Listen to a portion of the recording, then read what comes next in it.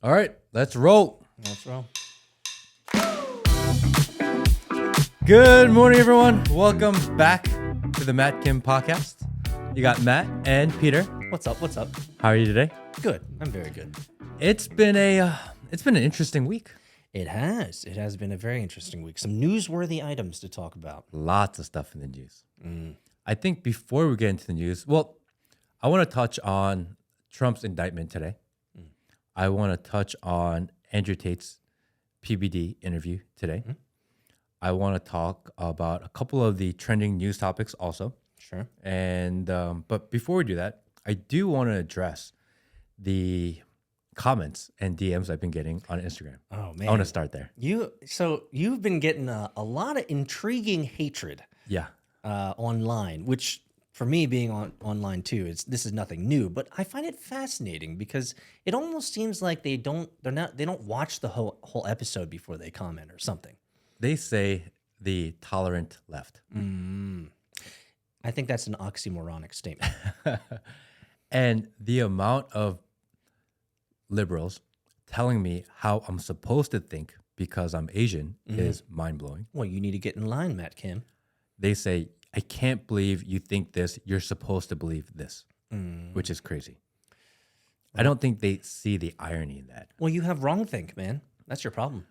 And the amount of DMs I get is crazy. So let's go over some of these DMs. So you got DMs telling you to give us some specifics. Give us some examples. I had one that said, go back to Asia, monkey, or something like this. I think he called me a monkey and told me to go back to Asia. Which I remember that comment. I find that fascinating because we're open here. Monkey is usually a derogatory term for black people.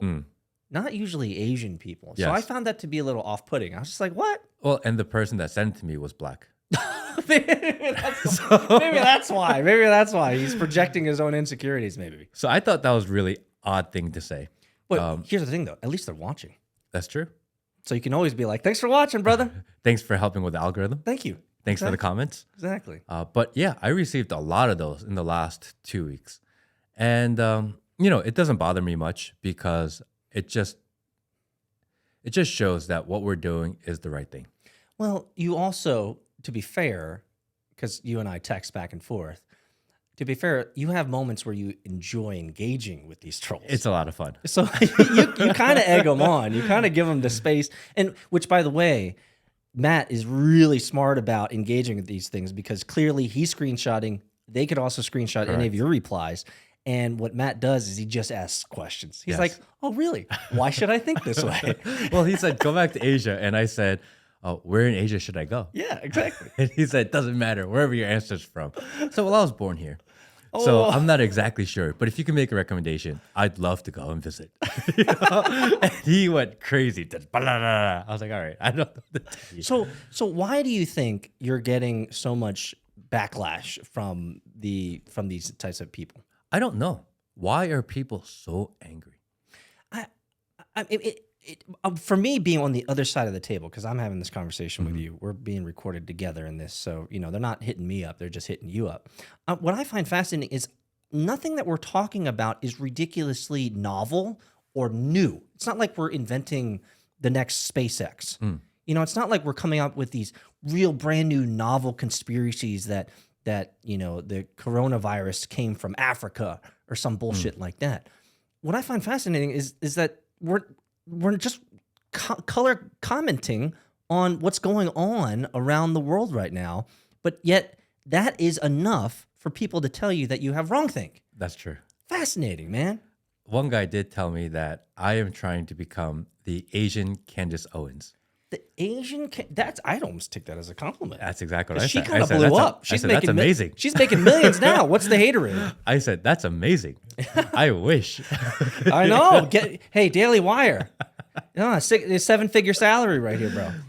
So they'll send me weird notes like this, like it's so negative, and I'm reading them sometimes, and like, oh, you're just trying to fill the Asian conservative gap. I said, well, yeah, awesome. Yeah. I'm glad you noticed. Thanks, Captain. Thanks, Captain Obvious, for telling us what we're trying to do. Absolutely. So, and what's wrong with that? What's wrong with filling in the gap in terms of a personality and social commentary that currently doesn't exist. What's wrong with taking that spot? And there's nothing wrong with that. I think that having dialogue, having these discussions, being able to put these ideas onto the internet and letting people discuss them and debate them, I think that's all good. Oh yeah. But they are so angry. I think we have to go back to what you said earlier today. I think it shows that you're doing something right, right? Because you'll never find. I don't know if I can attribute this quote to anybody, but I've heard this quote before: "Is you'll never find a hater who's doing better than you." Right?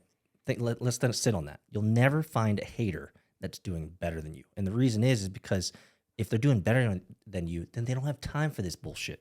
So these guys are sitting in their basement, they're sitting in their desk or whatever, and they're getting offended because you're talking about what's going on in the world, and you just happen to be a man of, well, you're kind of white actually. Yeah, I know. I'm pretty pale guy. I actually thought about that for a second. I was like, he's actually pretty white. If he had blonde hair, he'd actually look white. But I put up a couple of the screenshots onto my Instagram stories, and the flood of positive message of support That must feel good. it was really touching. So give me an example. What were people saying? Is like, fuck these guys, ignore them, or is just keep doing your thing? Yeah, most of it was keep doing what you're doing. And there was very little negativity about not much fuck those guys or not much negativity at all. It was all positive. Keep doing what you're doing. It just means you're doing well. Keep doing. I appreciate your ideas. Just overwhelmingly positive. I wonder if these trolls find you from like the TikTok and Instagram clips that get so much playtime. Correct. Because they can't be watching No. the entire hour episode on YouTube. No, everyone makes a judgment on what you think, believe based on 60 seconds, right? And this is the Andrew Tate problem. Yes. Right? Is that you put out 1, 2, 3, 4-hour podcasts discussing in depth your ideas, and you put out maybe 30 seconds. And when I put out a clip, it'll be kind of a hot take, right? Because that's what you do on these 30, 60 seconds. But they think that's all you are. I'm trying to think of the last hot takes that you've dropped on TikTok and Instagram, and none of them were ridiculously egregious. No, I mean, if it was just like a 30-second monologue of you, I think one of them was you recently talking about just being a father and just being it's like, what's so offensive about that? And when I go through and when people send me a message, and mostly people I don't know, so I'll click on the profile and see who it is, and they are people from all walks of life, all over the country. We do have viewership all over the globe, no lie. Everywhere. We have people that are pizzeria owners in New York City. We have real estate agents in LA. We have construction workers from Texas. We have military people from Midwest somewhere, from all over. And all I could think was, damn, you're pissing off the wrong people. These people are the backbone of America. And the amount of people that are very supportive from very democratic liberal cities, I found really interesting too. When the pizzeria owners in New York City support me, I'm like, these guys know everything. Yeah. If you're a pizzeria owner in New York City, you've seen all aspects of life. Oh yeah. It's not just one segment that goes to your pizzeria. It's from the poorest of poor to the richest of rich. They all go eat your pizza. And tourists all in between. Correct. And they support. I'm like, damn. And these are literally boots on the streets. Now, do you think the support for what you're saying is part and parcel with the fact that they're small business owners? Because I truly believe that if everyone in the world became a small business owner, their entire worldview politically would change, because you understand something deeper in terms of, oh shit, I need to build a business. I need to do taxes. I need to do finances. I need to do management. I need to, actually build this space. I need to bust my ass for 1,000 hours to build out this podcast, studio. There's a work effort that I think is fundamental to conservatism. And the reason I say this is because conservative values are a bootstrap, pull yourself up from your bootstraps, be a problem solver, take personal responsibility. Can I extrapolate the opposite, which is if you're liberal and you're living in a city, you probably haven't you've probably been a corporate slave most of your life.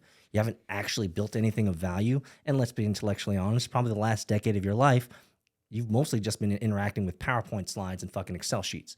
And so I think there's a lack of understanding from a lot of people out there because they haven't built businesses. Would you agree with this sentiment? I would completely.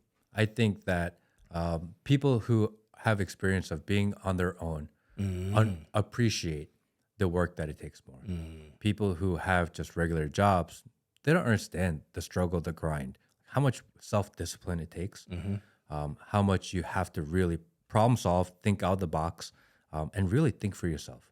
Yeah. That if you were just to follow a narrative, your business is probably not going to do very well. And I think that generally, that hard work effort generally lends itself to a more conservative worldview because the conservative worldview is about personal responsibility. It's about ownership over your own rights, sovereignty over your own data, sovereignty over your own life.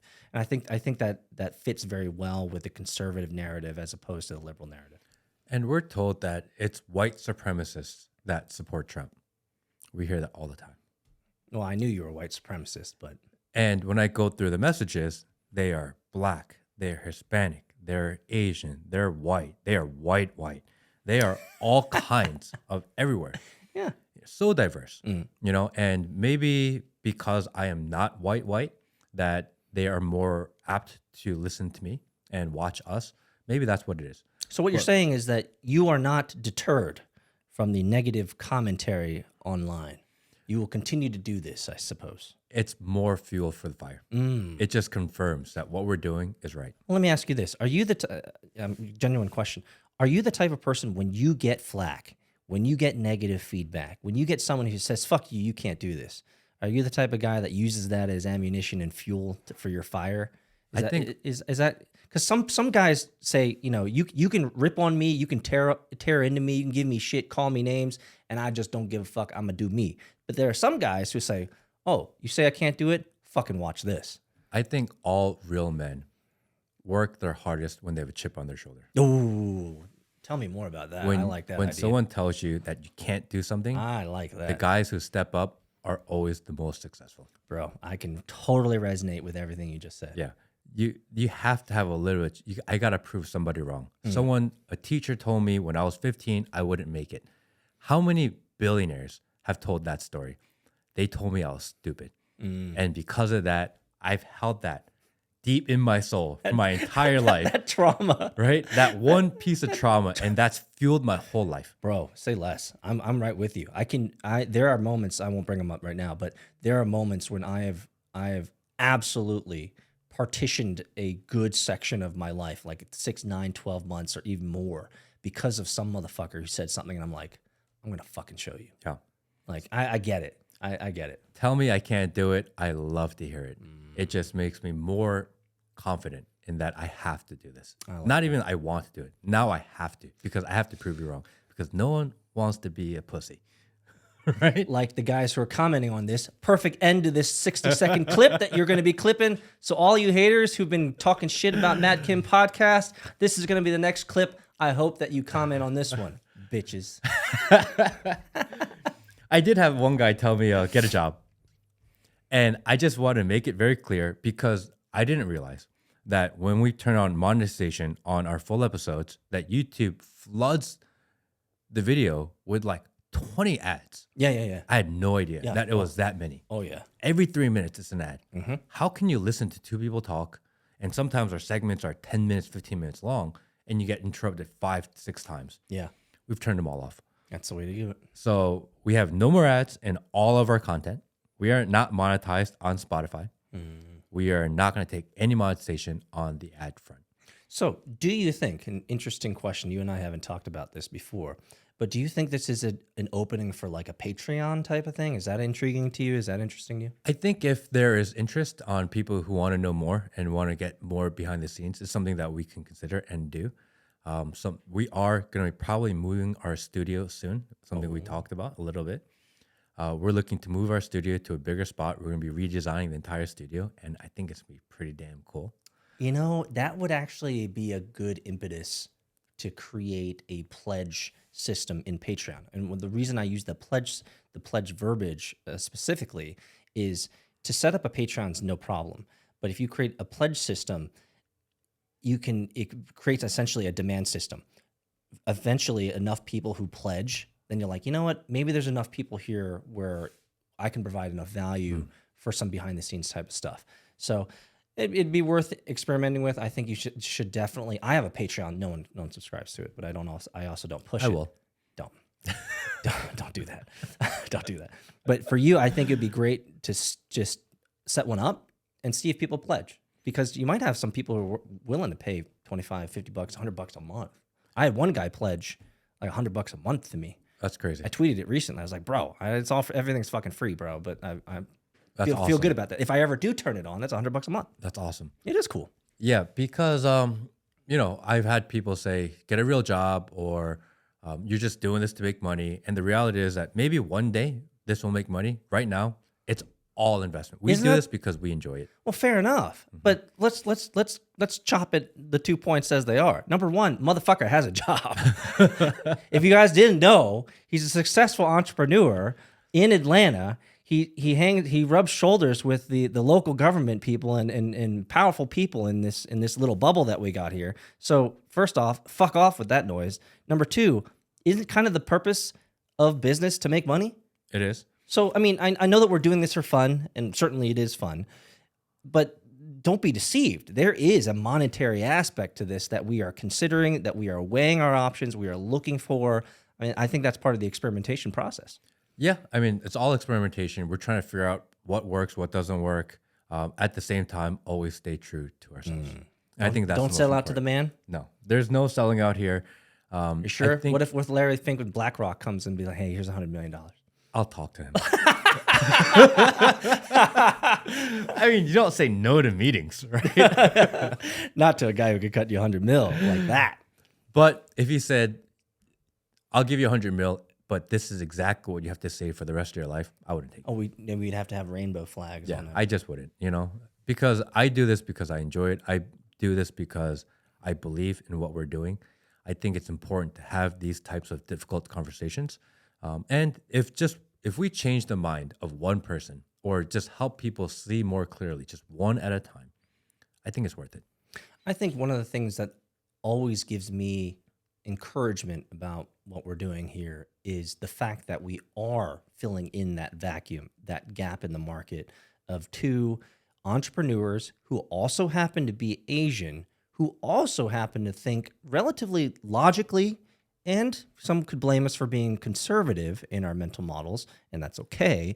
But we're having the conversation, and I think that's encouraging enough, because most of the Asians that you see on podcasts are a bunch of fucking dirtbags. Fucktards. Oh, seriously, a bunch of douches. Can't watch them. It's like, how many times can you talk about body count? How many times can you talk about what you're rating, how much you're making, and how many girls you're hanging out with, and the latest sex tips, and come on. Like, we had Cosmopolitan for fucking that magazine on the newsstands for years, man. All that shit's been figured out.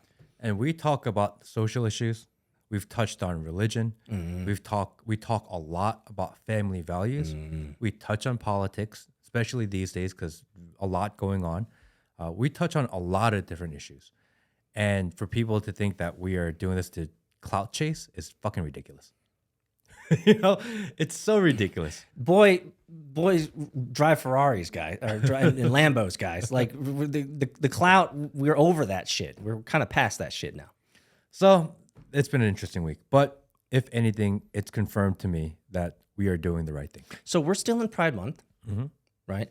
And I wanted to bring up a topic just real quick. I'm going to interject here because we're talking about Larry Fink and BlackRock coming in and paying you off and requiring you to have rainbow flags everywhere.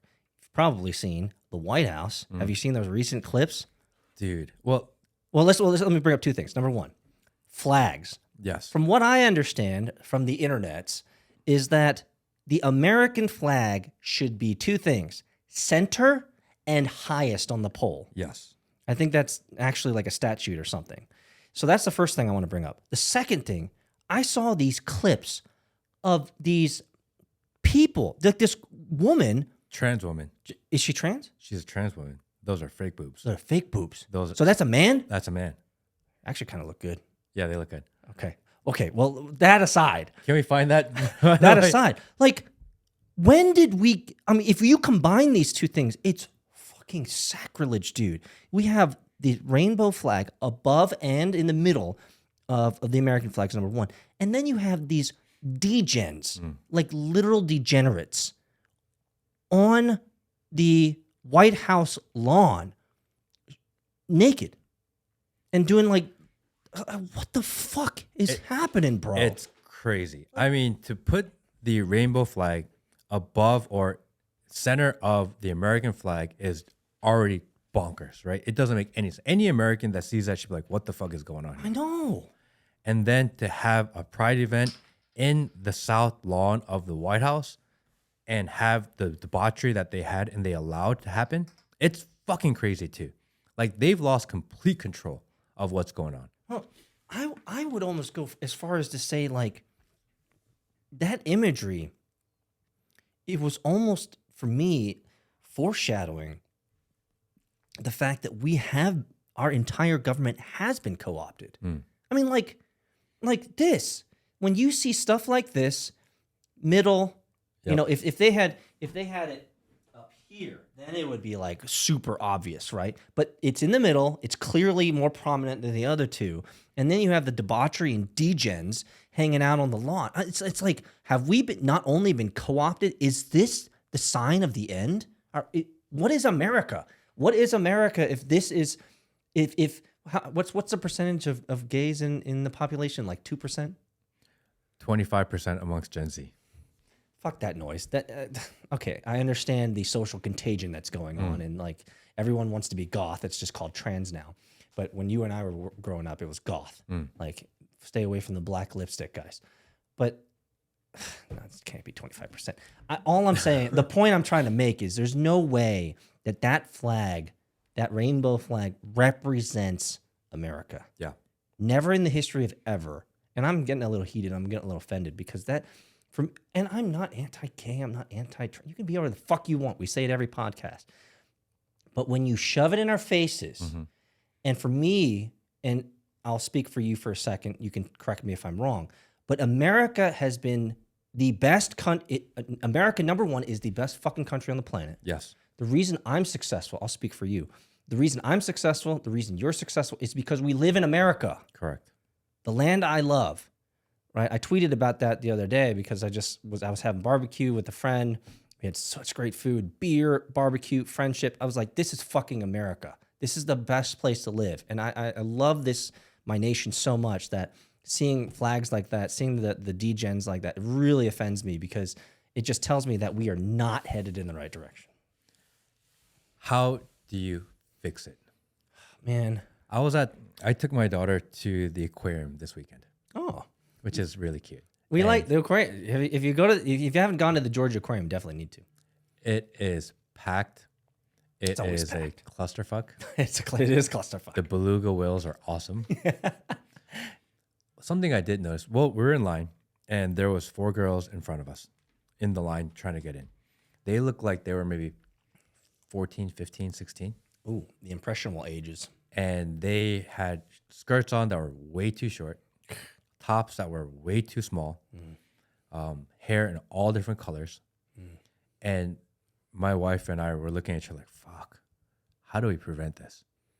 Easy. You don't have them hang out with lower class people. It was, as I was walking around, and I noticed, you can tell who's the city person in Atlanta now and who is visiting from the far suburbs. You can tell now just by looking. Oh yeah.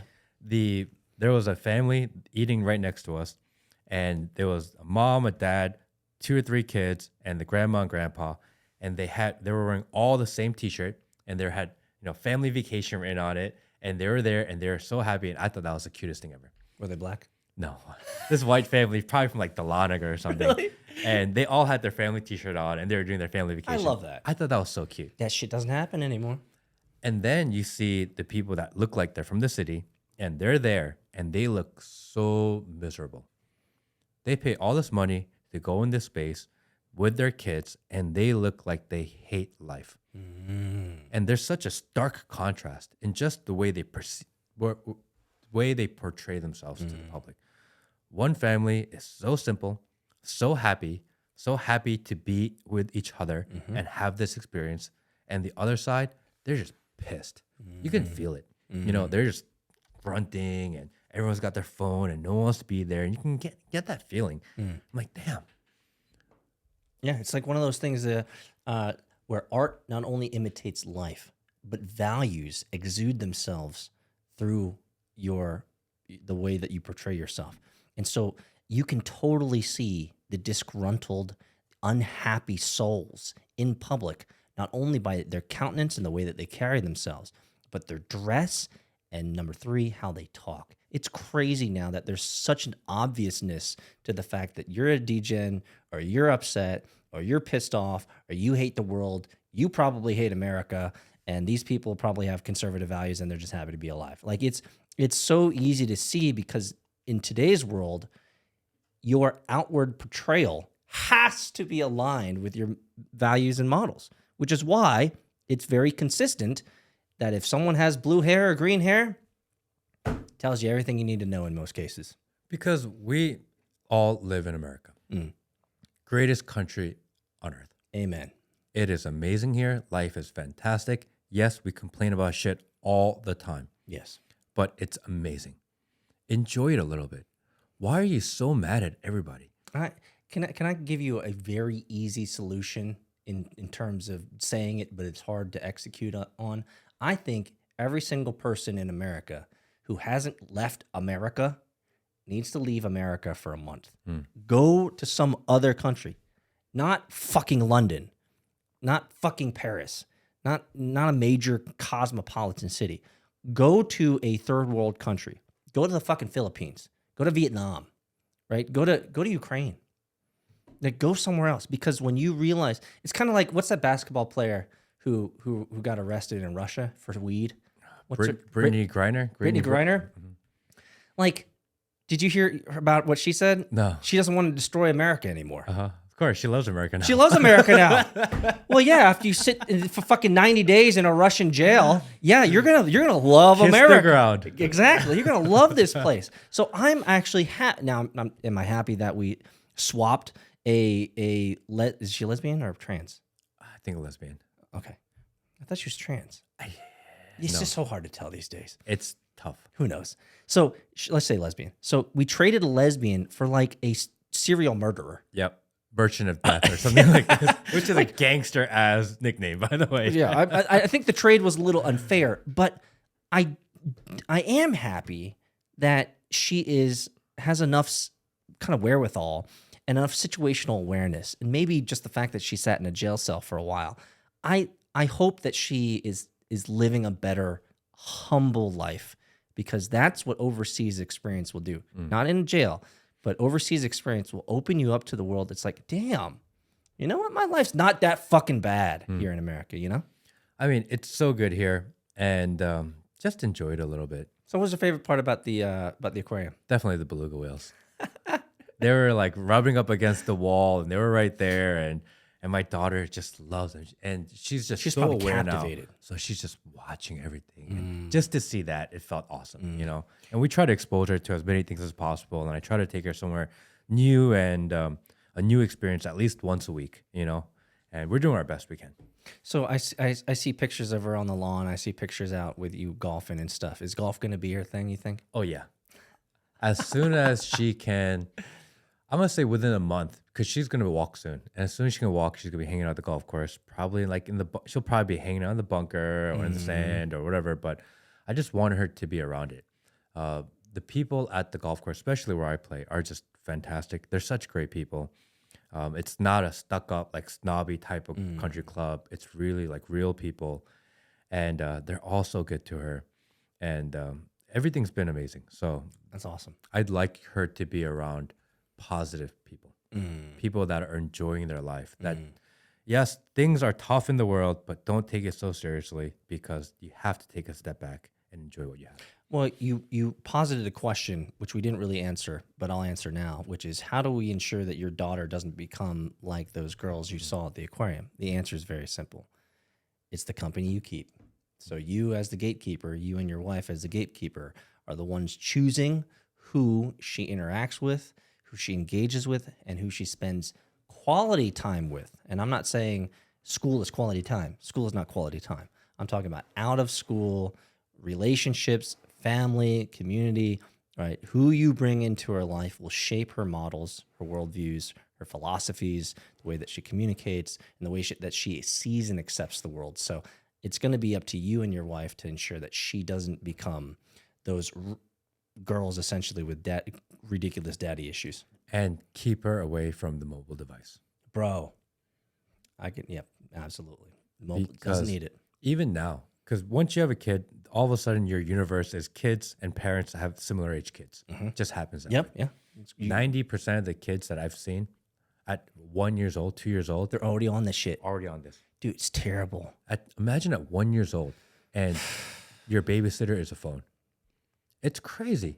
Yeah, that's my daughter is in her teens now, and like she still doesn't have a cell phone because we wanted to make sure that my wife and I raised her, not the mobile devices, because so many kids today are raised by cell phones and iPads, and cell phones or iPads are not good parents.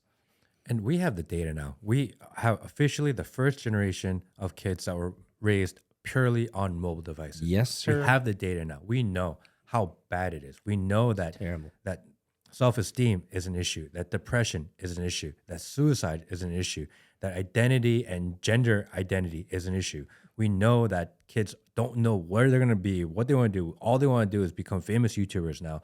We know all of this as empirical fact. Yes, absolutely. But yet, here you go. Because it's the lazy man's game. It's so easy. And I am not, you know me, I'm not the type of guy to go out to a park with my kids and then start ripping on other parents because their kids are on iPads. It's not my place. I'm not your parent. I don't give a fuck. But it is ridiculously depressing to go to these places and see kids literally being raised by technology. And that is going to be the downfall of so many societies, because when you are raised by technology, everything you said and more, they don't know how to problem solve. They don't know how to fucking socialize. Nope. They don't know how to deal with conflict. Yes. Like, I was talking with a guy, Matt, this is years ago. We were talking about how back in the day, you remember this, back in the day, we actually had to ask girls out to their faces. And get rejected. And get our asses rejected. Yep. Like, would I trade that for a DM saying, hey, oh, you don't like me, swipe left type? Hell no. Because that grew character. That grew resilience. That grew, okay, maybe the reason why she said no is because I'm not good enough person, right? Or maybe I don't have what she needs, or maybe I need to mature, or maybe I need to step up my game. Why is it that she wants to go out with Donnie and not me? You're mad at Donnie? I'm still mad. Fucking 25 years later, motherfucker. Donnie Brosh. He lives in Tokyo, Japan. Fuck you, bro. You took all the ladies, bro. I'm still mad 25 years later, bro. And that goes back to the original point, is that you need rejection. You need someone to tell you you're not good enough. You need hardship. You need someone to tell you that you can't make it, that I'm not going to go out with you. You need these types of conflicts growing up. It puts a chip on your shoulder and you improve. Yes, because right now, what do the statistics say? Like 86, 90% of all teenagers want to be social media influencers. Crazy. And the only echo chamber they have is, you can do it. You can totally be that. You can totally be the next Kim Kardashian or Joe Rogan or whatever influencer or whatever podcast. Like, that's not, frankly, I didn't get a lot of that when I was growing up. I didn't get a lot of, you can totally do all this shit. It was more like, well, people say you can be everything you want to be, but look, motherfucker, this is the reality of it. Yeah. You know? So, in the news this week. In the news. Let's go to the news. In the news this week, Trump has been federally indicted. I'm going to use the word arrested. I heard he was arrested today. Is that correct? Yes, he was a federal indictment was served, and then he had to turn himself in, and I believe officially arrested. It's like Fingerprinting, mugshot, Yeah. etc., which will never be public. It's like 35, 37, something like that, indictments or some heinous amount of 37 federal charges. Jeez, come on. 31 for individual documents, and 6 charges of not returning said documents. I read the whole thing. It is crazy. It is 50 pages, 49 pages. The first 25 pages reads like a New York Times partisan article. Trump had documents in the bathroom, and he showed it and talked to this person, and he did this, and in 2015 he said this, and this is something else that he did. And then you get to the charges, and they don't charge him with any of that. Oh, so it's all political bullshit just to rile you up because they know most people ain't going to read the rest of it. Yep. Got you. So all the talking points come from the first half, Of course. which have nothing to do with charges. Of course. And the second half is charges. And I think we can pull that up somewhere. Charges 1 through 31 are all different documents. So of the thousands of documents they found, or he had at his house, they found 31 that were not acceptable. Some of them are not dated. Some of them are dated like May 8th, 2017, May 9th, 2017, May 10th, 2017. Part of the same series documents, they split them up, and they're all their own charge. Number 31 through 37 are conspiracy to not return, failure to return, like this type of shit. I see. Can you, let me see if I have it.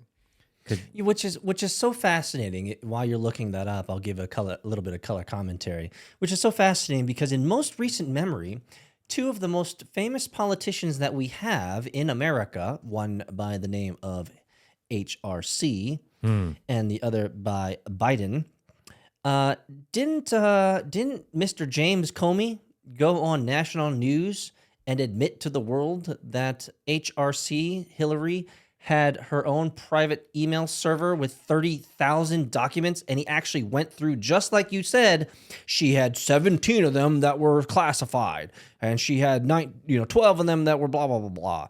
Just like what you just said, and if I remember correctly, she bleached the servers and smashed them with hammers, which is literally tampering with evidence and destroying evidence.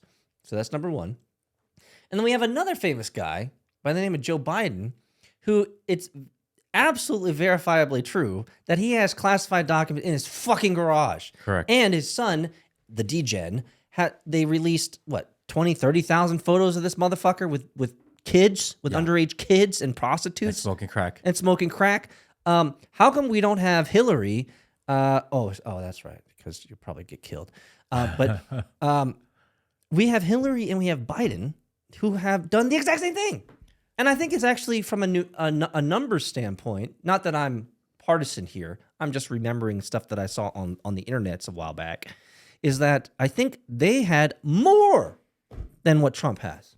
So is this a political ruse? Is that what this is? Let me just read you 4 of these charges. Okay. Withholding a document or record. Corruptly concealing a document or record. Concealing a document in a federal investigation. Scheme to conceal. These are 4 separate federal charges. That's 4 different charges. that they're just slicing up the cat as many ways as they can, trying to get them on the same fucking thing, dude. It's ridiculous. So, the first question that comes to my mind is, and I'm going to ask it to you, Matt, why now? Why now? I mean, you got 2 years until the next presidential race, right? Because if this goes to trial, you know that trials don't happen immediately. Oh, yeah. It takes 1-2 years just to get it started. What will happen is that during campaign season, leading up to the actual election, he'll be in the middle of a federal trial. You got to start it now to do it. They're fucking so far ahead of you. Does this disqualify him for running? Okay, so if it doesn't disqualify him, Correct. he has lawyers that can handle But this shit. during the trial, he'll be busy with trial. He'll be busy with different headlines. They'll be able to bring this back up. So they're setting it up now so that in 2024, when they actually go through election season, they can have this. But So far ahead of the game. It's crazy. it's kind of like the Chinese. Chinese thinking 100-year blocks. They're like, we're not invading you today. We're not invading you today. It's just going to happen over a long period of time. So you're saying that the Bidens have learned something from the Chinese. Well, according to official documentations, it seems like the Chinese has given the Bidens a lot of money. And information and tactics and maybe a book on warfare. Yeah, and maybe just maybe, Mr. Biden has actually sold out America. And maybe these flags that he's flying at the White House right now and these degens that he has on his lawn are just the icing on the cake. Maybe he's just laughing at us. I did see. Actually, I'll take that back. Biden ain't laughing at nobody. He's hardly there. Yeah. It's his puppet masters behind the scenes that are laughing at us. I did watch Gavin Newsom on Sean Hannity last night. Those are two names that I absolutely abhor. And Gavin Newsom, well, number one, I was really surprised to see them together. Well, Hannity he's sold out. Gavin Newsom is really well spoken. Yes. Yes. I was shocked at how well he did. Yep. He manhandled Sean Hannity. Yeah, he's kind of almost as good as Fidel Castro's son who runs Canada. He is so good. He is so slimy. He is so slick. Yeah, he can say everything but actually answering the question. That's exactly what he does. You ask him a question, he deflects, he moves, he dodges, he gives a lot of fucking words. And at the end of when he's done talking, you're like, huh, that makes sense. He's so good. It's a concern. It's a real concern because he's that good. Well, he's a career politician. Career politicians have successfully done zilch in life except raise money for the next term. That is what I guess they're good at one thing. They're good at raising money for the next term. That's essentially all they do. And so Gavin Newsom is a prime example of what a polished turd looks like in politics. I would not be surprised if 2024, because before I said 2024 will be Trump versus Biden. I made a hard stance on that. You did? I think after watching this, 2024 will be Trump versus Newsom. Really? I think so. I mean, why else would he be doing the rounds right now?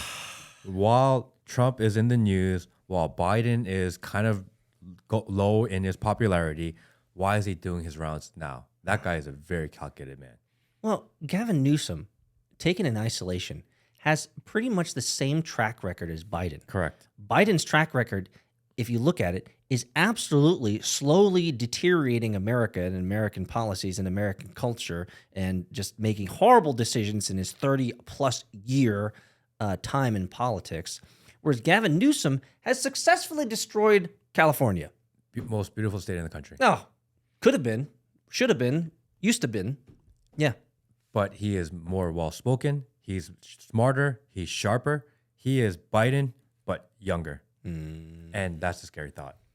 So you really think it's going to be a Gavin Newsom? I mean, he's got that slick look to him. He's got the young appeal to him. Man, but he's just totally destroyed California, man. I know. And they had an opportunity to recall him. They did the recall election. That's right. And he won. Exactly. That was a letdown. I thought people were going to come out and be like, let's axe this guy.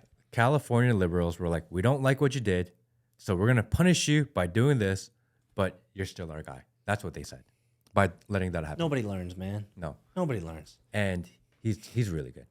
I was shocked on how much I thought, like, bro, this guy could probably get pretty. When was the last time you were out in Cali? Pre-COVID. Pre-COVID? Yeah. So I was out there just the last year, both LA and San Francisco, man. And I'll tell you, like I tweeted about this recently. I'll tell you, man, like I truly believe 10 years, LA and San Francisco they're going to look exactly like Detroit. I mean, the streets are fucking littered with drugs, shit, tents, just absolute degeneracy. The infrastructure is in shambles. And there are areas, what I call the sprawl, underneath the highways, as far as the eye can see, Matt, of tent camps, like miles of this shit, like tens of thousands of people. It's another world, man. Like LA and San Francisco, what they have done to these beautiful cities that used to be beautiful cities I don't think it's repairable. There's a recent news article I just saw that one of the largest malls or something, it was either San Francisco or LA, is shutting down. Oh, San Francisco. San Francisco, yeah. It's just like San Francisco is going to be a Detroit, man. It's going to be a place that once was a place to go, a place to see, a place where songs were made about it, right? Where the hippies and all this stuff. But in the future, it's going to be an absolute post-apocalyptic nightmare of a city to live in. And we can give a lot of props and a lot of credit to Gavin Newsom and his cabinet members there, because they have done a job on California. It's unfortunate. And people from LA, they are so unhappy with the way things are going. Mm-hmm. They are leaving by the trove. And yet they keep on electing the same people.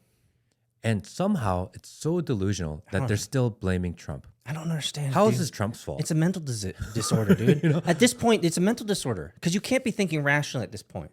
Like there's no way. Like I've been to the Twitter offices, right? You exit the Twitter offices in San Francisco, and it's fucking tents and camps and needles and shit and piss and food and trash.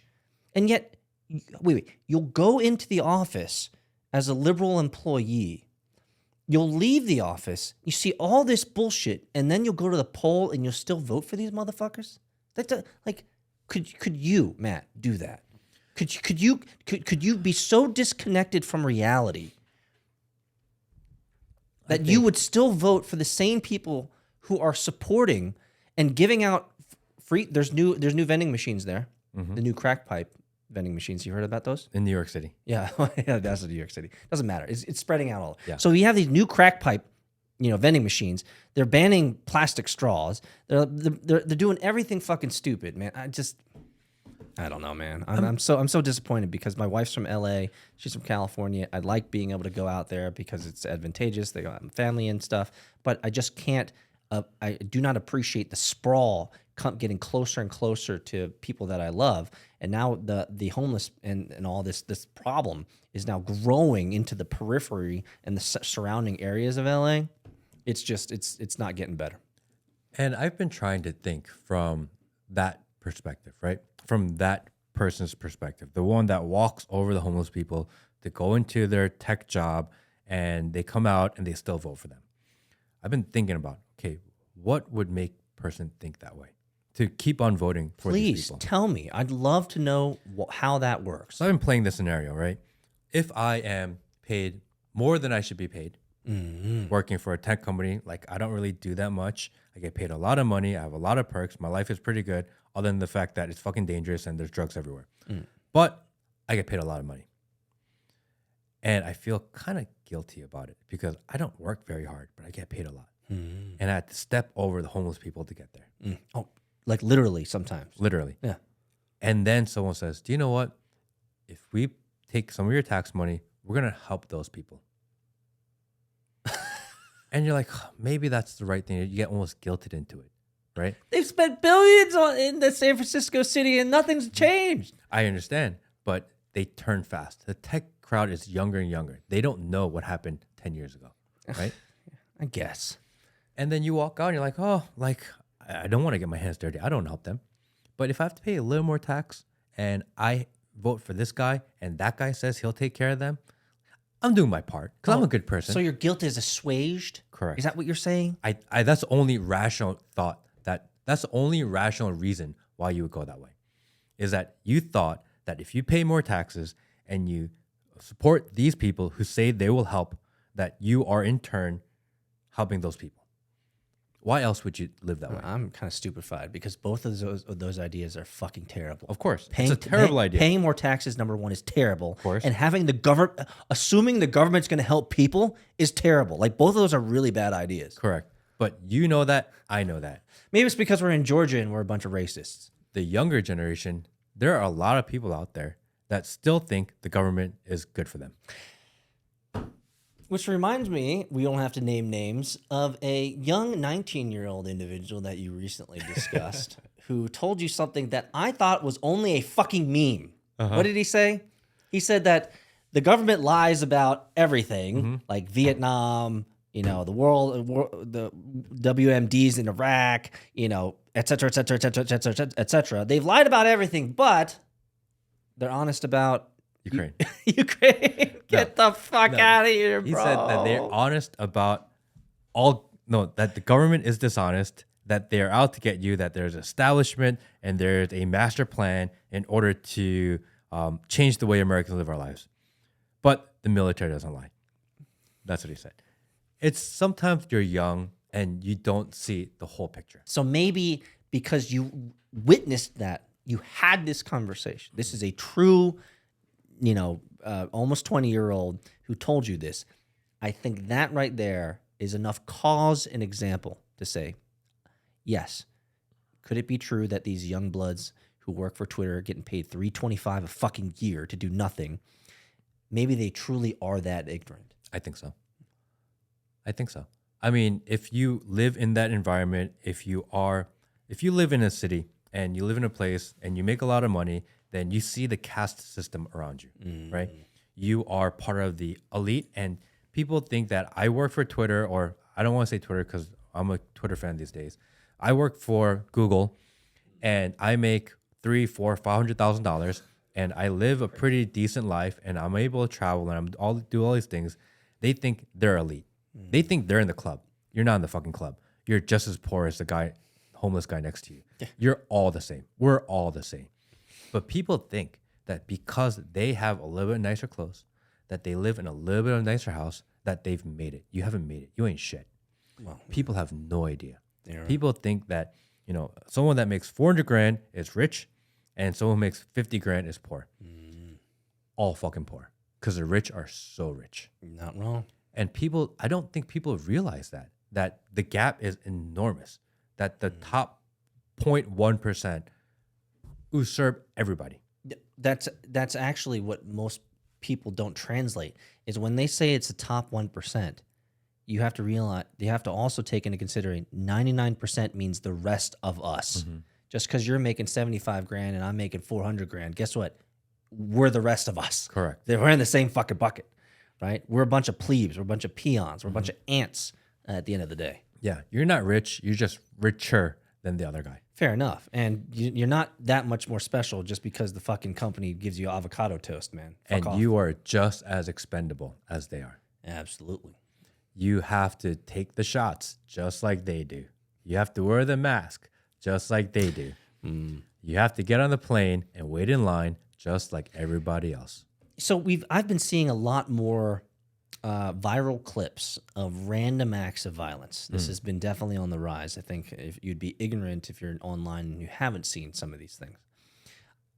This is a negative thing for me to say, but I have considered this, Matt, that these people who vote this way, that live in these cities, they just need to be randomly attacked. Like, I shit you not. Like, they need to be randomly attacked and realize, you know what? Walking through the fucking Tenderloin at 6:30 in the afternoon at night probably isn't that fucking safe anymore, right?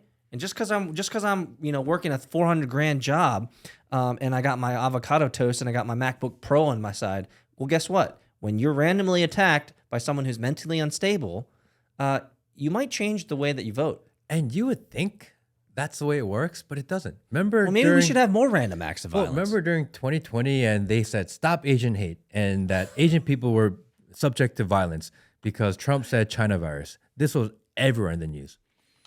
It's still going on, by the way. Correct. And in these cities, there were old ladies getting pushed by these insane liberals, and they would get up and be like, "Oh, fucking Trump!" Like, what are you talking about? This is what people think. This is what they believe. And they're never going to change their mind. Mind virus, man. It's mind virus. And slowly, one by one, we try our best to bring someone to the right side. That you just actually I just had a moment. That's why we need to keep talking about this. That's exactly why. Because there are Asian people who have the mind virus. Mm-hmm. And they need to be woken up. And they need to see people like you and I who are not on the other side of the spectrum. We're not that far fucking off. No. We're more kind of middle ground with a buffer in there, I would say. At least that's how I would position us. We're not radicalized. We're not radicalized. We're kind of in the middle. We see life for what it is, right? I think we lean towards conservatism because we're entrepreneurs, we're operators, and we have families and kids, whereas most on the far, left, radical left, are childless, familyless, no values, no moral grounding. So it makes a lot of sense that they would lean that way. So I find that, and again, I'll just go back to the point. That's why we need to keep having these conversations, because I think a lot of Asian people need to see other Asian people talking about this stuff, and it might be from a different vantage point than they're used to. I think if you had to categorize us as conservative, I can see why people say that. The two most important things I think that we both agree on that are the tenets of what we believe is one, family values, and number two, less government. That's it. That's everything about us. Yeah. Those are the two things that we care about the absolute most. Everything else is a discussion. Yeah. I will not waver on my family values, and I will not waver on the fact that the government needs to be fucking smaller. Yes. I think, was it Reagan who said the 9 most scary words in the world is "we're here from the government and we're here to help" or some shit like that? That's it. Just get out of our way. Let her live our lives. Exactly. Anyone's going to indoctrinate my children, it's going to be me. Right? That's something we say all the time. You should be the number one indoctrinator of your kids. Talking about the trans before and the West and how crazy it's getting, there was the news of the Korean spa in Washington State, right outside of Seattle. Yeah, so Matt brought this up a little bit before the podcast, and I got heated because I am a regular at The Korean spas. Korean spas. Like, it's my thing. For people who are unfamiliar, Korean spas, or in Korean we call them jjimjilbangs, they're literally big rooms with different types of warm water, cold water, saunas, cold rooms, etc. And the guys are in one section, the girls are in one section, and then there may be a common area where people can commingle. The guys are typically bathing or naked on their side. The girls are typically bathing and naked on their side. For obvious reasons, you don't mix them. The girls' locker room is a girls' locker room. The guys' locker room is a guys' locker room. People spend hours there.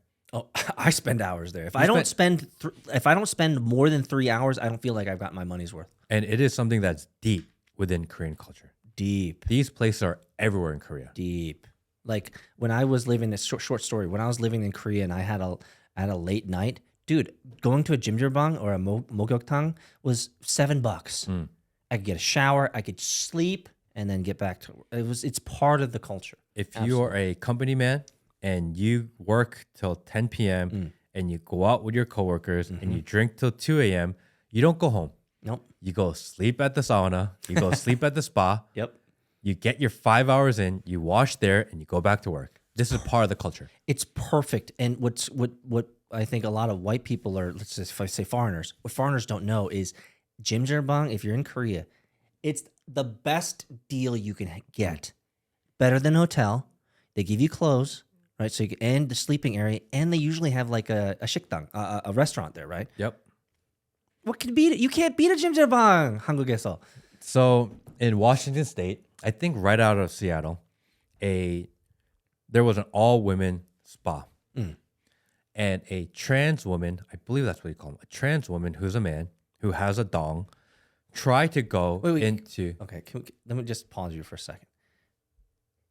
Do you think we would be overly aggressive if we just stopped with the bullshit and pronouns and just be like, a man dressed as a woman wants to go in? Do you think that's where we need to take our vernacular, our words? Because there are some people in the news and some other influencers who are going that route. And they're just like, enough of the bullshit. For me to even use your language is making me complicit in that ideology. So I've had this thought, right? Where I say it all the time. I don't give a fuck what you do with your life, who you are. If you're a grown adult, you can do whatever you want. I'm going to tell you what I'm going to start saying. So then you can make your own opinion. I'm going to start saying on this podcast, Matt Kim Podcast, I'm not going to use the word trans anymore because I'm just really not liking that because it's such a nebulous term, number one. Number two, it's so politically charged. But number three, let's just state it for what it is. You are a man dressed as a woman. Period, full stop.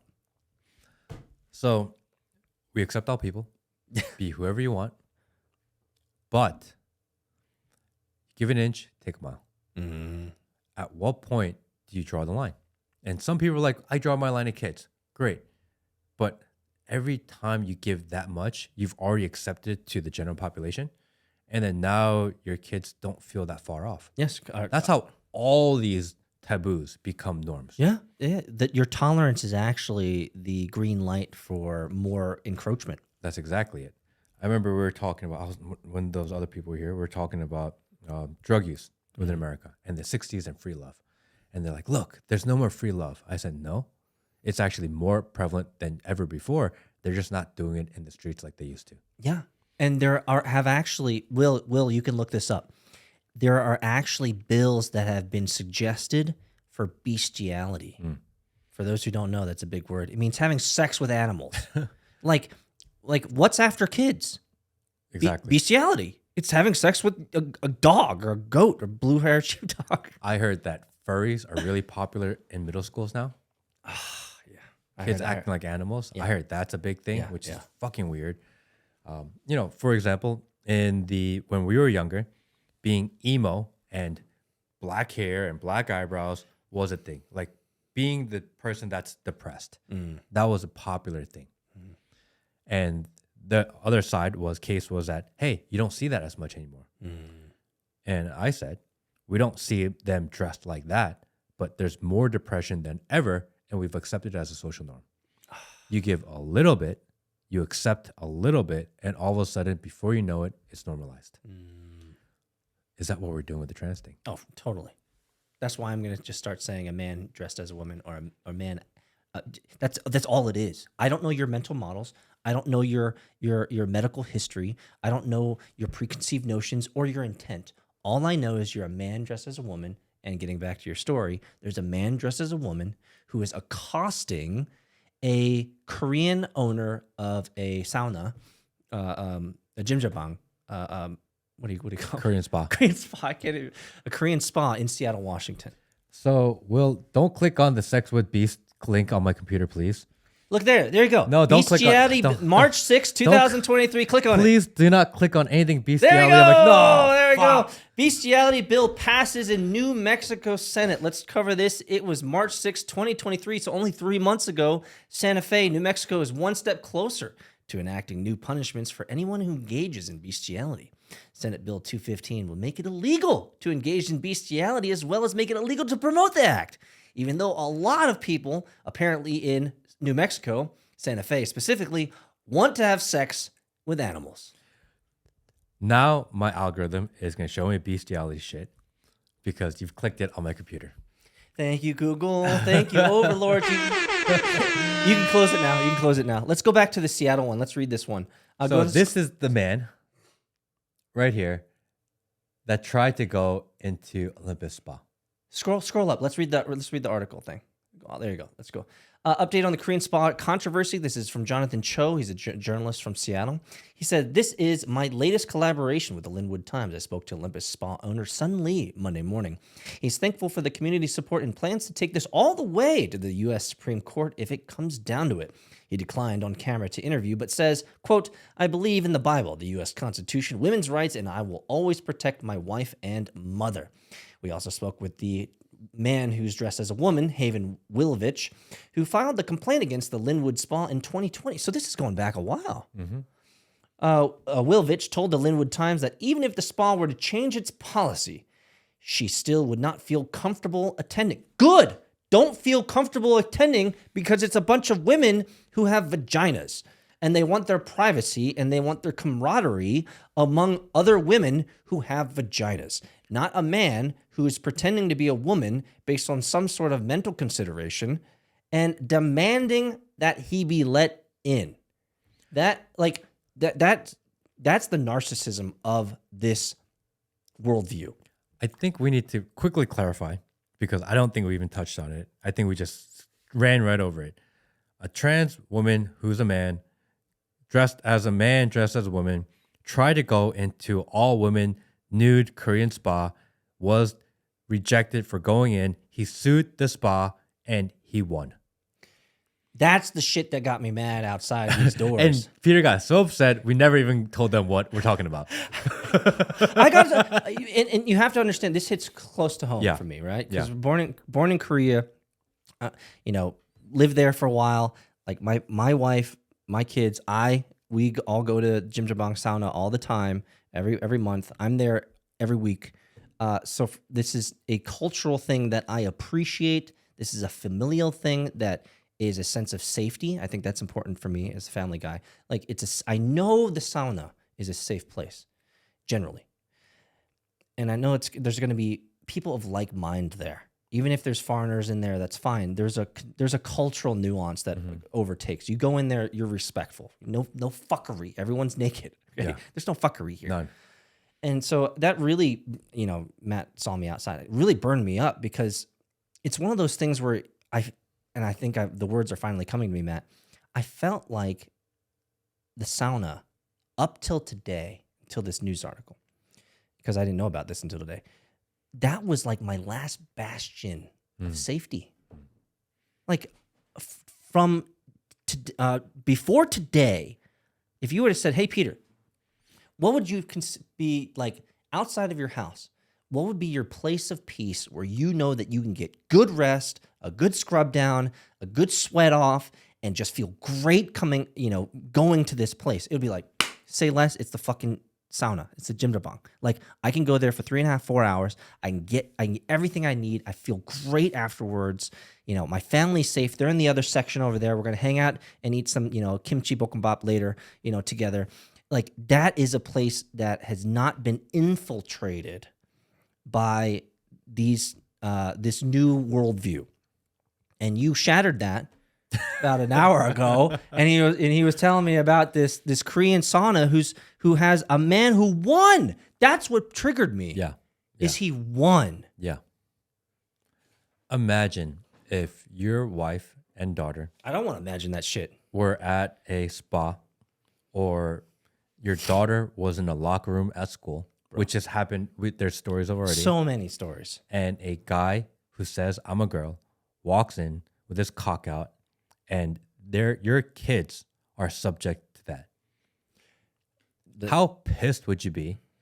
How scorched earth would you get? I would go scorched earth. And if you do, what are the repercussions for you for doing it? Well, what would hopefully happen is I would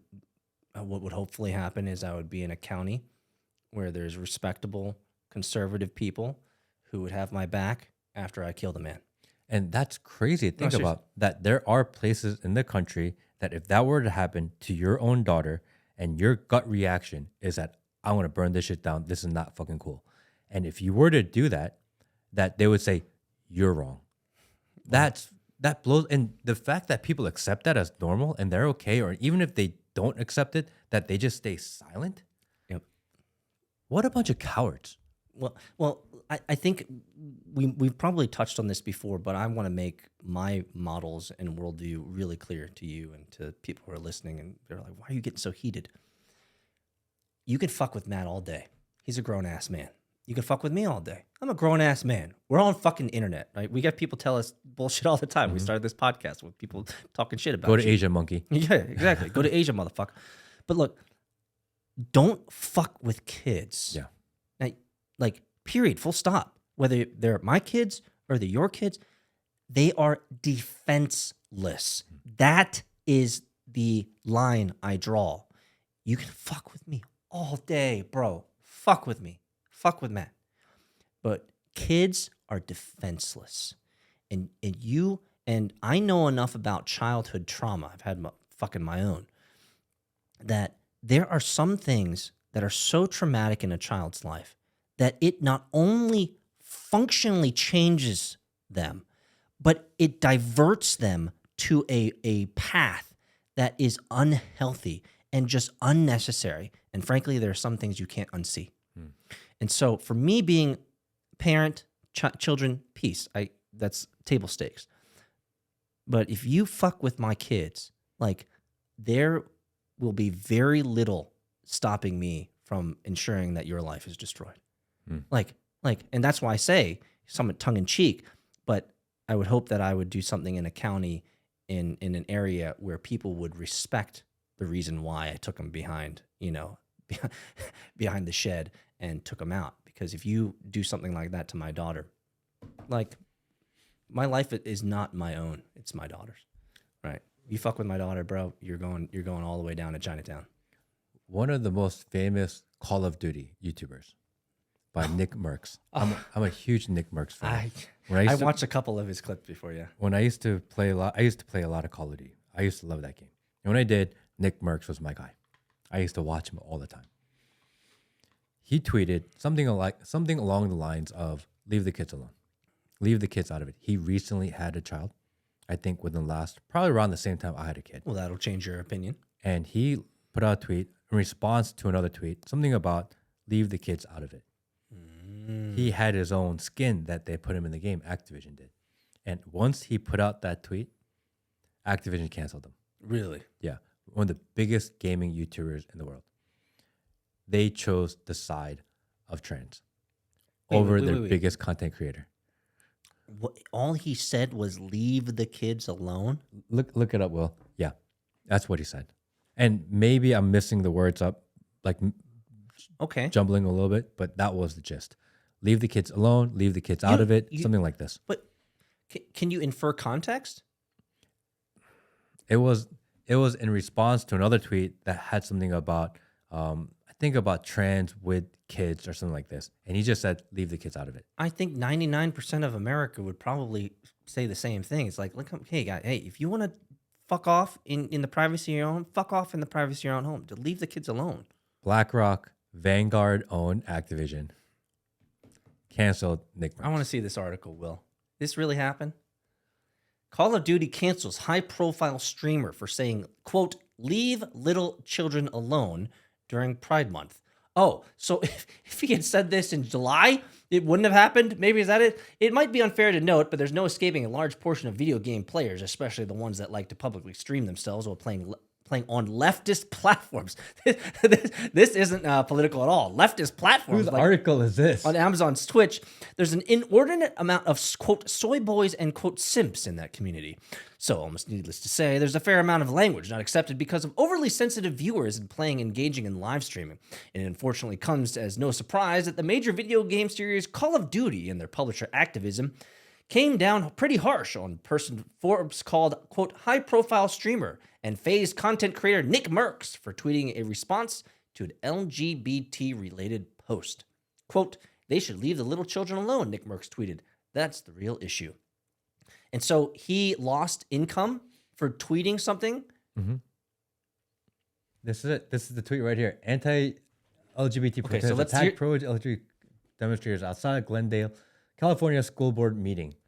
Oh, this is the Armenians. Yeah. This is the Armenians. He just put, they should leave little children alone. That's the real issue. He got canceled for this. Man. Yeah. It's crazy. And he just had a kid. All of a sudden, I know this so well. As soon as you have a kid, and especially if you have a daughter, your worldview completely changes, right? I'm speechless, man. And he typically doesn't respond, from my understanding, to these types of political things. It hit home with him because, again, new father. Yeah. He said something that wasn't crazy, not extreme, and that was it. So the reason I said I'm speechless here, well, let's read this. Charlie Intel says, it, quote, it appears Activision has removed the Nick Merckx bundle from the Warzone and MW2 store this evening. Activision has not commented on why it has been removed, but the removal of his bundle comes a day after Nick Merckx's recent comment about the LGBT plus community. Due to recent events, we have removed the Nick Merckx operator bundle from the Modern Warfare 2 and Warzone store. We are focused on celebrating Pride with our employees and our community. So, there's two comments. I said I'm speechless, but I have two comments. I'll start with the second one. How does celebrating Pride equal fucking with kids? Yeah. That's kind of extreme. Anything that goes against their narrative, against that could be seen as anti, is off limits. That's a new extension. You are not allowed to have your own thoughts. I would wonder if the general gay population would have issue with this. You know what I mean? Do you know what I'm touching on? I've been in a lot of Call of Duty lobbies. Dude, It is degenerate. not only degenerate, but there are more N-words, more right? There are just total, just it's a fucking boys' locker room. Yes. They're swearing like sailors. It is But what it is. This is off limits. It's crazy. So that's my first thing is that I would think that traditional gays would have issue with the extension that Pride is now saying we are okay with grooming your kids. So that's a little concerning for me, number one. But the first thing is leave the little kids alone. If that is cancel worthy, No one is safe. That's exactly where I was going. No one's fucking safe, dude. Yeah. I could say, hey, this Sprite bottle is whatever, and I could get canceled for it. That is in it. I don't like the pink. How dare you? No, you're right. It's Pride Month, bro. Yeah. How dare you? It's got multiple colors. How dare you hate that? Cancel you right now. I'll cancel you on the own show. Will, shut his video down. Shut his mic off. That's crazy, dude. Yeah. And I thought this one hit home for me because number one, I can relate. Number two, it's the guy I watched. When I played a lot of Call of Duty, Nick Merckx was the guy I watched. And for this to see happen to him, I was like, bro. Well, you must also at the same time be somewhat encouraged because you said he's recently had a kid, so his models have changed clearly. And I think that to look at maybe take it up a meta level higher, I think that's what most liberals are missing. What most liberals are missing is they don't have children. They don't have good relationships. They don't have even good like boyfriend girlfriend relationships.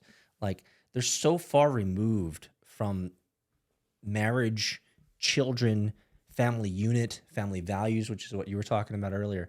Since they don't have any of this grounding, it's the fucking free for all, right? It's like you can think whatever you want, you can be whatever you want. Everything's permissible, everything's tolerated, everything's okay. You can go chop off your dick if you want, like totally cool, man. Let's do that. But like once you get married, this isn't always true because there's some liberals who are married who are literally taking their kids to Pride events. Megan Fox, have you seen the pictures with her 3 sons in dresses? You mean, yes, the 3 sons in dresses is the right way to say it. Yes, I saw that on Twitter, and I don't want to put that up because there's kids. I was shocked, actually. But yes. She's totally grooming them. Yeah, it's crazy. And of course, her echo chamber is probably going, yeah, cheer. Yeah, good for you. Good for you. You show them. You're so progressive. Yeah, boss bitch. You're so progressive. Even though it's sad because everyone remembers her from Transformers. Well, not only that, but everyone. but not only that, but she went. I watched that scene 100 times. Oh yeah, we all did. But she recently went through a relationship with that crazy rapper guy. What's his called? Machine Gun Kelly. And they were just lusty. Yeah. All the things. Yeah. Every picture was them making out or sucking each other's blood or some shit like that. It was really whack. Yeah. Really weird. whack. So I don't know. Anyway, I feel like when you have kids in a general healthy relationship, your worldview changes to the point where you're like, you know what? Maybe we should leave the fucking kids alone. That's my stance on it. And you would think that would translate, but it's just not. People really believe this stuff. So I find it fascinating that it is completely wrong in so many cases for a man like this Sana to show up and throw his dick around. But yet at pride parades, they're all walking around with their dicks hanging out. And why aren't they arrested? Why is that? Why is there such a double standard? Why could I, if I were to go to your next door neighbor, your next office complex over here, take off my pants and just slang my dick around, I'd get arrested immediately. But if we have a pride parade and I walk naked down the pride parade, I'm not. Why? That is so confounding to me. Why is there such protection for this minority people group that it gives them the permission to do whatever the fuck they want without any repercussions, without any type of blowback? We've talked about it before, is the flexibility of law. That's the biggest thing, right? And anytime when I put up a clip about Trump and his indictment, and people are like, no, this is a country of law and order, and no man is above the law. People, so many liberals put that in the comment section that nobody's above the law. Oh, really? I was like, really? Oh, yeah. Clinton? Yeah. Biden? Biden? Anyone that Pelosi? steals over $1,000? Anyone that whips out their dick, as long as it's under the premise of pride, it's okay. But everyone is, I just don't see what you're talking about is the obvious, just ridiculously disintegrating cognitive dissonance that you and I would have. You and I would be raving lunatics dealing with this type of cognitive dissonance. But clearly there's a subset of America. There's a relatively sizable contingency of Americans who truly believe this shit. And they can rest easy at that. They have no cognitive dissonance whatsoever. They don't see like it's opposite world all the time. It's everything's upside down. Maybe that's by design. Maybe that's the point, is that things are so confounding and so confusing that's how they just take over, because no one has anything to support anymore. because they are trying to take over. Maybe that's it. So we were going to talk about Andrew Tate and his interview. I think we'll save that for another time. We're getting a little long. But I do want to bring up one final point. I heard that on YouTube, you can now talk about the election.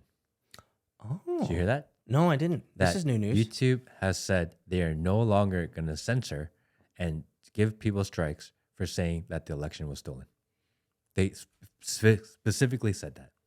So what they're admitting is that they were censoring. Of course. So I believe you're allowed to talk about COVID now and COVID conspiracies, and you're specifically allowed to say that the election was stolen, because it's a topic that we dance around all the fucking time. Really? Because YouTube was not allowed. Do we have documentation on this? I'm curious. Before we say it? No. This is new news to me because, well, first and foremost, COVID was man-made in a lab. Period. Full stop. It was and if we look even deeper, apparently the patent for COVID was built in the 60s. And the U.S. military was working hand in hand with the Chinese researchers. Yeah. And all this documentation is coming out now. And all the people that said that's true were fucking crazy. But you know what? Fuck you. All right. All right. So it just shows, before we get to it, it just goes to show Hollywood is the Illuminati. It's crazy. How do we know? Because part of the Illuminati code, Will, if you didn't know this, I'll tell you now. Part of the Illuminati code is you have to tell everyone what you're going to do. What Hollywood is a projection of what they're going to do to us. So all these biohazard movies, Resident Evil movies, all these post-apocalyptic virus movies with vaccines, that is part of the Illuminati plan. It's to tell everybody what we're fucking doing. You're just such a sheep that you're paying money to go see what they're going to do to you in a movie theater. And I enjoy the movies. You do. So when are the aliens coming? Because we've been watching Transformers for a long fucking time. YouTube will no longer remove videos falsely claiming the 2020 U.S. presidential election was stolen, reversing a policy put in place in the contentious weeks following the 2020 vote. Wow. So we can say that the election was stolen, the fucking Democrats cheated, that they stuffed ballots, that they faked votes. For example, there's so much video evidence of people at the ballots. What was one statistic? They signed off on like 100,000 ballots, averaging like 2.2 seconds or some shit like that. There's no way it's possible. It is a really odd turn of events for them to specifically point this out. Okay. I have a really pointed question to ask you. Yes. Do you believe the election was stolen? Yes. Okay, good. I absolutely believe it was stolen. Well, okay. I absolutely believe it was stolen. I believe that in every election, there's fraud. Oh, 100%. I think every single election, people cheat, lie, steal, do everything dishonest possible to win. We had the Bush Gore thing in Florida, if you remember. All fake. Yeah. Right? The Democrats were just better at it this time. Oh, they were so good at it. The problem is that we have cameras, And until we can get access to the cameras, which are slowly coming out with a little bit of disclosure, we're seeing all these ballot stuffers. We're seeing all this automation happening, and we're seeing these machines that are not safe and that are fully compromised. It's an absolute fact. So here's my second question. Since we both agree that the election was stolen, and if we want to go back in time, probably every election was rigged at some level. Peace. What kind of confidence does that give you in 2024? So I compare it to the end of a football Because it's not going to get better. Well, okay. I compare it to the end of a football game. At the end of a football game, it's fourth quarter, last play of the game. Quarterback throws a ball, and a receiver jumps up for it, and the cornerback grabs the shirt, pulls him down. The referee doesn't call it. The guy still won. Did he cheat? Yes. Is there 100 camera angles showing him cheated? Yes. The referee didn't call it. It's over. There's no going back. You had to have been up by 2 or 3 scores, and that situation wouldn't have happened. If Trump was up by 5 million votes, they can't cheat that much. You can only cheat incremental pieces. I understand. If you're up by 1 million, 2 million votes, you have to. So what you're saying is they have to have a margin so large that even if they did cheat, it wouldn't matter. Exactly. So if you But don't, see, that's not a good excuse, though. I mean, but that's how games were run. I know. That's in every It's a good sport. sports analogy, though. Every sport, every game, people cheat. It's just, do you get caught doing it or not? If you get caught in the act, fuck, you lose. You're not disqualified. You're not wrong. But if you can make it to the end and you cheat, which everybody does, doesn't matter if you cheated or not. The winner was a winner.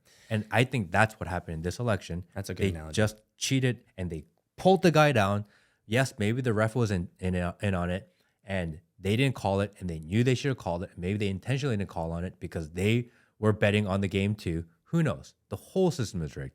But if Trump was up 3 touchdowns in the end of the fourth quarter, 1 play wouldn't have made a difference. If you want to make a difference in this upcoming election, everyone has to vote. You have to flood it. You have to be up so much that they can't. If out of nowhere they made 50 million votes, people are like, wait a second, let's do a hand count real quick. It's not possible. It's kind of like Biden in that one quote. He's like, 300 or whatever, 200 or 350 million people have done this. It's like, well, we don't have fucking 330 million, bro. Yeah. The fuck? At some point, the math doesn't work out. So enough people have to vote in order to make it so that they can't skew the percentages. You know what? You know I don't vote. I know.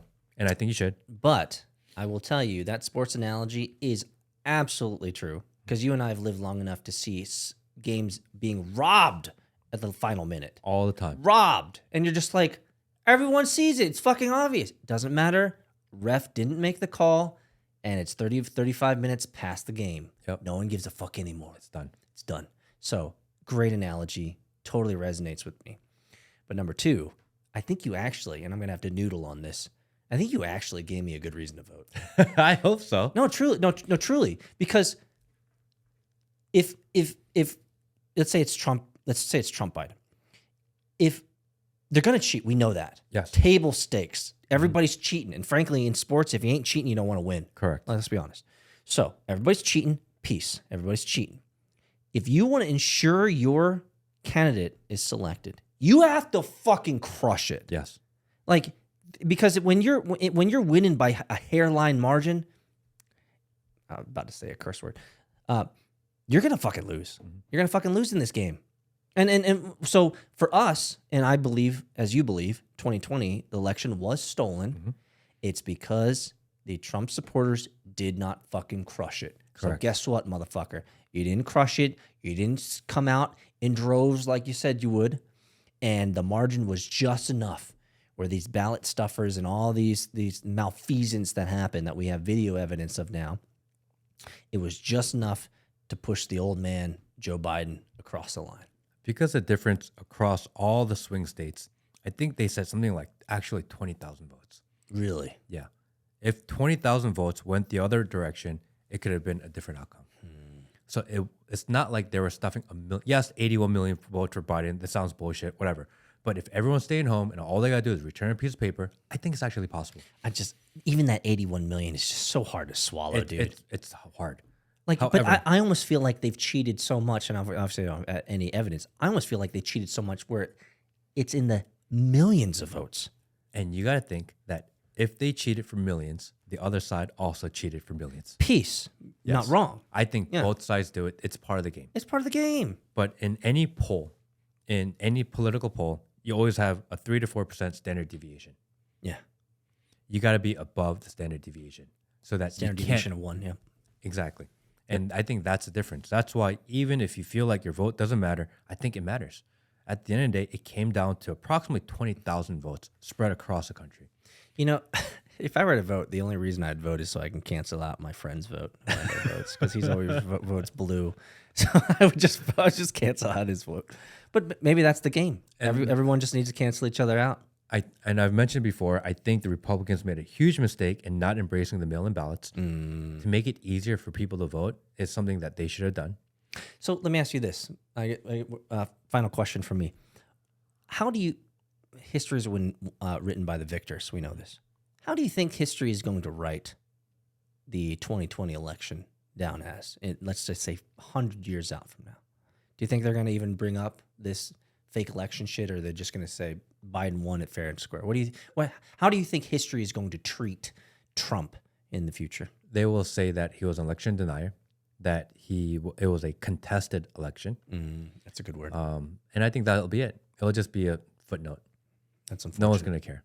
Unless Trump wins again, makes some significant changes, and he has the opportunity to rewrite his own story. You know, I'm not a super Trump fan, for sure. I respect him ridiculous amounts for his history as a businessman, like 100%.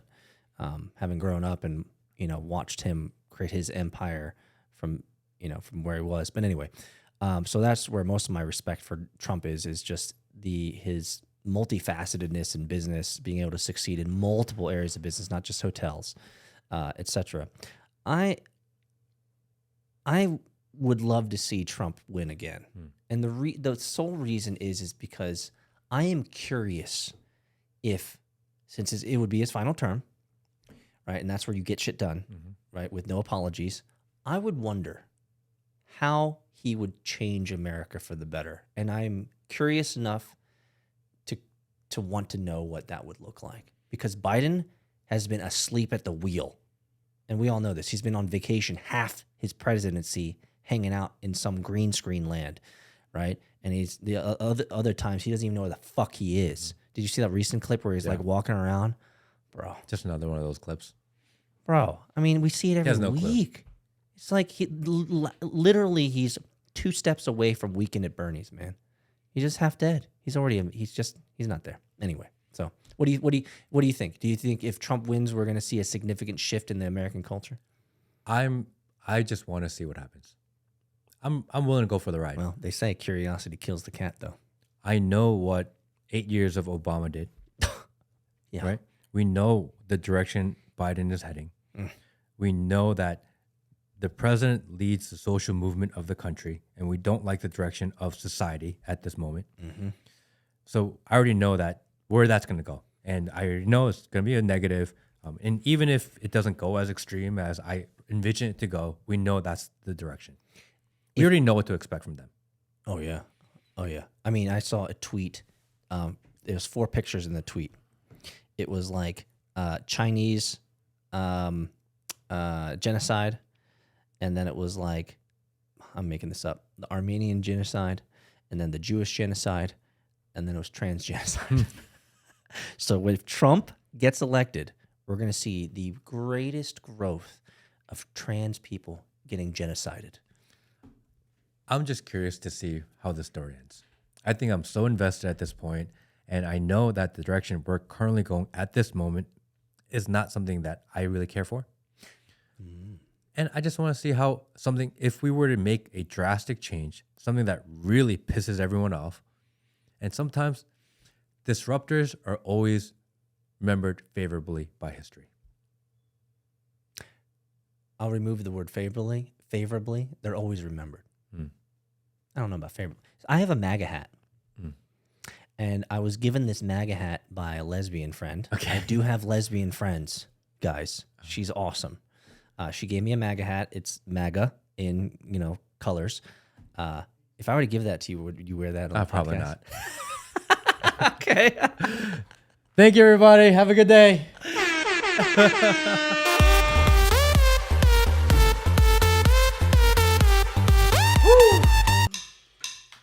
Hey, you know what? Yeah. If Trump wins, Uh-huh. I'm going to say this. I'm going to say this.